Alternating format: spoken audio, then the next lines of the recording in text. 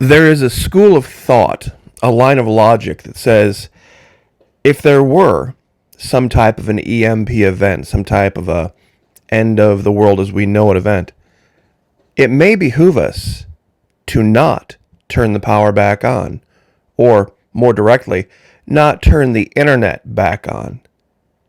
Because you would have to ask yourself a question: what would be the legacy of the internet to future generations if they never had it? If children were born and they grew up in a time again where there was no internet but post-internet, what would you tell them? What would be the history of it? Well, I think in reality what you would have to say is this. It was a place where everybody in the world knew everybody else's business, and if things didn't fall in line, it was a place to express anonymous outrage and harm others based on perception. I don't know any other possible legacy that you could describe it as, because that's really what it's used for these days. Now, real quick, we're going to outrage a few folks over at Patreon in the next 24 to 48 hours. We're going to put up a new video. It's going to be for the folks at the $5 level, because I'm going to tell a personal story that has to do with today's video, and because of the individuals that were involved in the story now having all passed on, I can relate it. And it has directly to do with what's happening in the real world right now. And it's a topic that is so taboo that I'd have to put it at Patreon and at the $5 level only. But trust me, once you hear the story, I think a lot of people are going to hop into the Wayback Machine, so to speak, and remember, oh yeah, that's right, that didn't used to bother us. Now, real quick show of hands or down in the comments. How many of you can name the movie? I'm sure a lot of folks my age and older can, literally right off the top of their head. It was one of the most popular movies in 1985. It was one of the most popular soundtracks at that time. So many great songs came from this movie, but if you're even a little bit younger than, say, 50 years old, you might not remember this movie. Now, I would like to ask my audience a question. Where was the outrage? Where was the cancel culture? Where was all of our parents and grandparents, who we can probably say were much more conservative than we are? Why weren't they having this movie canceled? Why wasn't it given a rating that would put it in the little corner section of the video booth where you'd go rent videos? You know what I'm talking about? You see, this is the movie Vision Quest.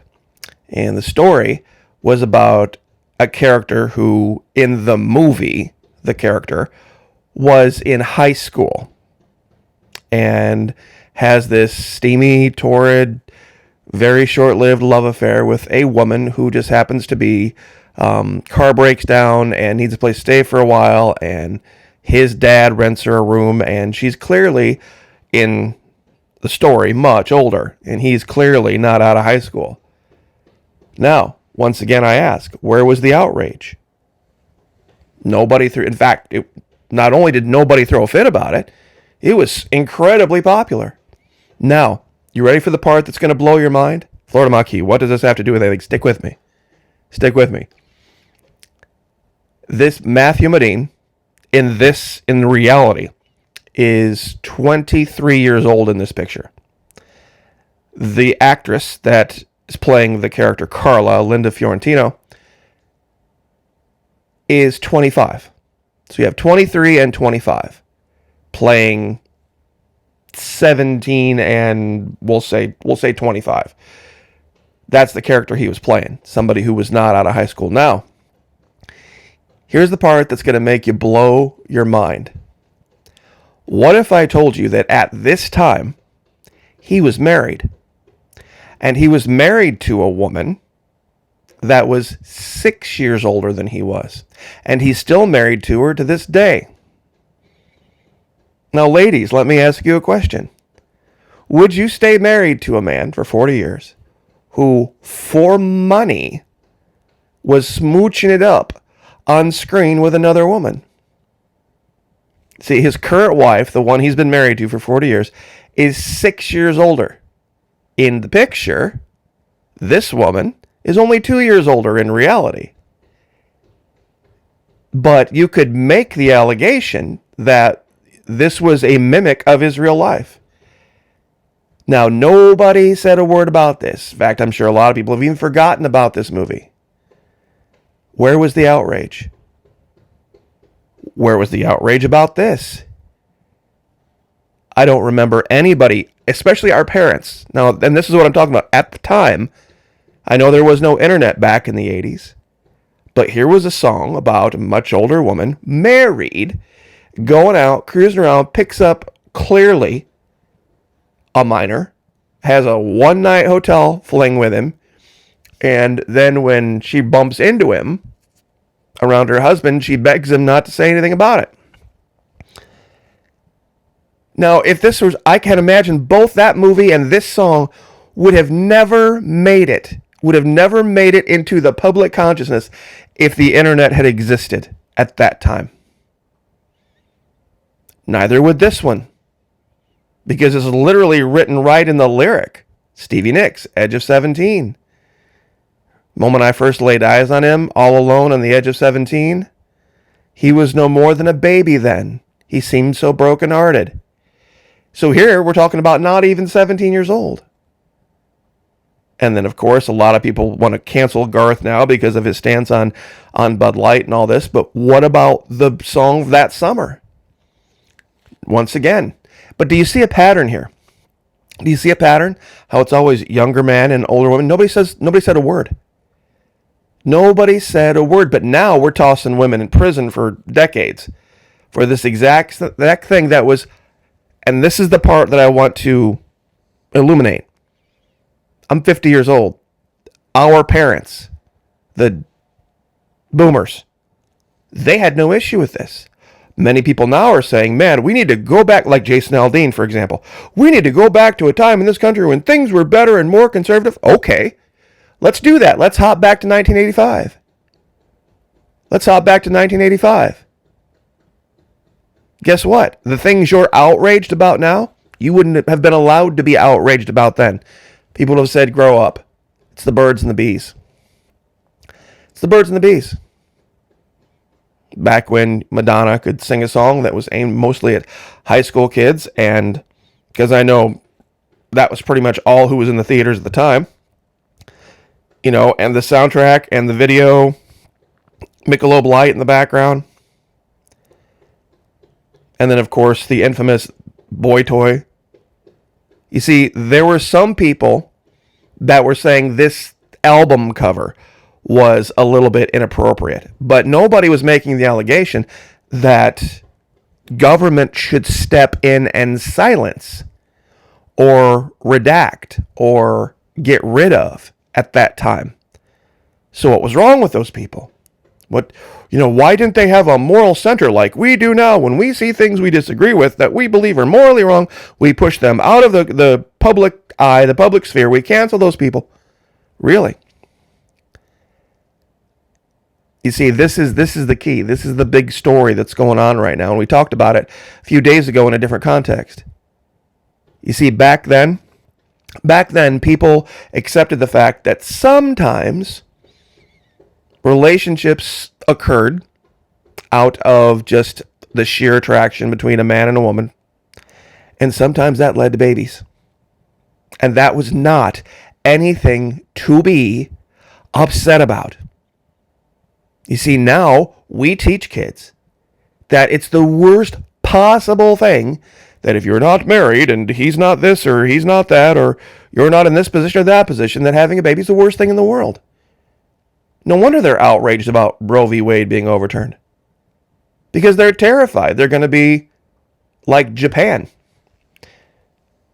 Japan's population declines by 800,000 with drop in every single prefecture. See, over there, it's a matter of honor. You see, we have totally screwed up the perception of having a baby and what having a baby is all about and how that comes to be. And sometimes it's not all planned. Sometimes you don't meet somebody and then court for a proper amount of time and then get a ring and then be engaged for a proper amount of time and then get married and then, once you have a house and everybody's educated, then you have babies. I mean, let's be real. Let's be real for a minute. That's not how it happens. That's not how it happens most of the time. And people knew this back then. That's why movies like this were so intoxicating, because they were real. Sometimes ages don't exactly line up all the time. And this is the best part, in his real life, this is the case. And he's been married for 40 years. Talk about a success story, especially in Hollywood. He was married at this time as an actor. He had been married, they're saying they're married 40 years this year. So 40 years ago was before this movie was made, 83. The movie didn't come out till 85. So he'd been married for 2 years to that woman, got a role where he has to mug it up with Linda Florentino, act like a high school kid, and he's still married. I mean, talk about amazing chemistry, dynamics, whatever you talk about. These folks, they're legends. The song was legendary, and women sing it in karaoke, drunk karaoke, every time you go to a bar. This one as well. Now, I know everybody's all upset about Garth Brooks, but why weren't you upset then? Everyone's talking about, oh, child this, child that, child the other. See, you can't even get on the same sheet of music about what a child is. People are like, what's a woman? What's a woman? How about the world get on the same sheet of music about what a child is first, before they start getting outraged about this, that, and the other? Because that would truly be what the internet is all about. Because just imagine this whole thing that, and I'm going to leave with this because it's kind of tangential, but who's heard about that orb thing where you can go, it's a world coin, and you can have your iris scanned, and that proves you are who you say you are. That you're a real person on the internet, and they were going to hand out cryptocurrency for doing this. Imagine if you had to actually own up yourself personally to all of the outrage that you expressed online. Like it used to be the case. If you wanted to, before the internet, if you wanted to go protest something, if you wanted to go demand something be done in some type of a social environment, you personally had to go do it in a public sphere. There was no expectation of anonymity. Well, guess what the internet brings? You can be outraged about something and participate in cancel culture with absolutely no ramifications to your life whatsoever. So those of us who live online and we put ourselves out there and we get all of this bot hate or this troll hate, it's like, if you got something to say, you stand up, you make your own channel, and then you say it, and then you put yourself out there for scrutiny. And see how fast this happens. So some of us are like, yeah, I wish that would be the case. I wish every single account that commented on all YouTube videos everywhere had to be verified. So that, look, if you want to watch the video, that's fine. But if you want to participate in the discourse, just like before the internet, if you want to be part of that discussion, you have to go be part of that discussion. Personally.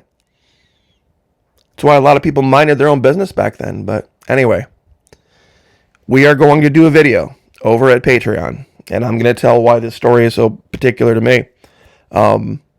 Because, well, I can't really talk about it. But here, I have a personal angle on this exact situation. So God bless all of you who have showed up over there. $1, $5, whoever you are. This next video I'm going to do is going to be for the $5 folks because it's pretty intense. And it's personal. So it's going to reveal some information that I don't want everybody knowing, but at the $5 level, I think we can probably get away with it. So I will leave it there. God bless. Everyone have a wonderful weekend. Like, share, subscribe. We'll see you guys next time.